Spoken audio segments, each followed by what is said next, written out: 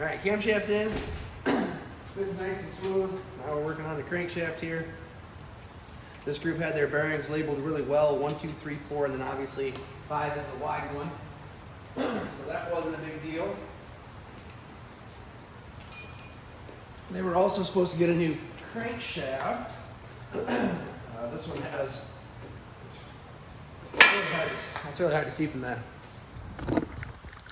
Really hard to see from that, but these are all, you know, pretty nice and smooth mains and whatnot. And then you get to this one here, and you can see all the flat side dimensions of that journal. You can see all the flat spots in there. So this was supposed to get a new crankshaft, and there it is, another spot of it there. You can see where this material here has actually started to come off of the crankshaft and has started to wipe over towards that lubrication hole. And there's a little bit of a lip there.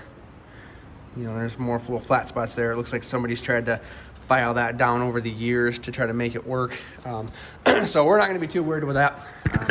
We're just going to put it in. It had a really hard time with turning torque. It had a lot of turning torque. So we're just going to go ahead and just not torque the main caps for this time. For the students and groups next year. Instead of torquing them down to 75 foot-pounds, we'll just torque them to, you know, like 20 or 25 or something like that. They're not going to get ran this year, unfortunately, because of everything going on in the world right now. So we're not too worried about, you know, starting them up and revving them at 4,000 or 5,000 RPMs or anything like that. So not too huge of a deal for this year if they don't get torqued down to the proper specs, because we'll end up getting them torqued down next year, or we'll end up getting a new crankshaft next year for the next group that has this engine. So not a huge deal, easily fixable. And this group is actually more organized than some of the other groups.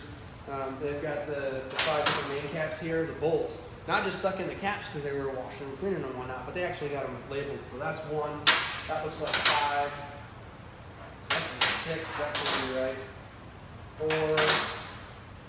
that must be a 3, must be a 3, and I got 2 here. So 1, 2, 3, 4, 6. Not sure who wrote the 6 because there's only 5 main caps, but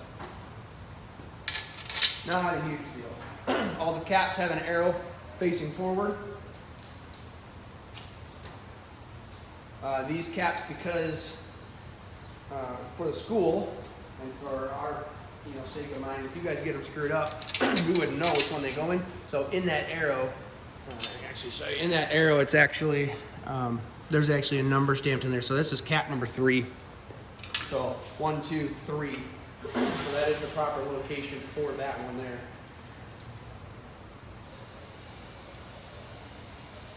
So in the industry, you probably wouldn't see that. That's just something we do for the school because students do get them mixed up. Not can, but do. And then as an instructor, we got a really hard time of trying to figure out where they go back ourselves. Anybody in the industry will tell you that when you tear something apart, you label it, right? You know where it comes from. It's really hard to jump back into a project and know, somebody else's project and know where all that stuff came from and where it goes. And I actually got these mixed up, and I know that from just from memory that those are mixed up, that those are supposed to be there instead of on that back main cap, because the oil pump has to mount on there, and these will interfere with that oil pump. But yeah, anybody in the industry will tell you, it's really hard to jump into somebody else's project because you didn't take it apart, you don't know where the parts go. So.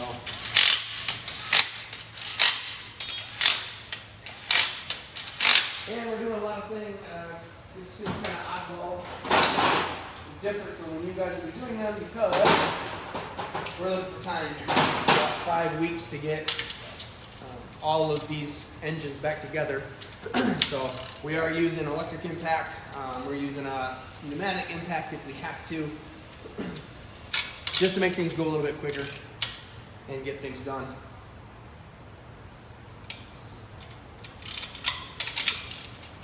Just for the sake of time here. Normally you would check these with plastic gauge as well. Not having you guys do that. Uh-oh, I'm not gonna get a different torque wrench here.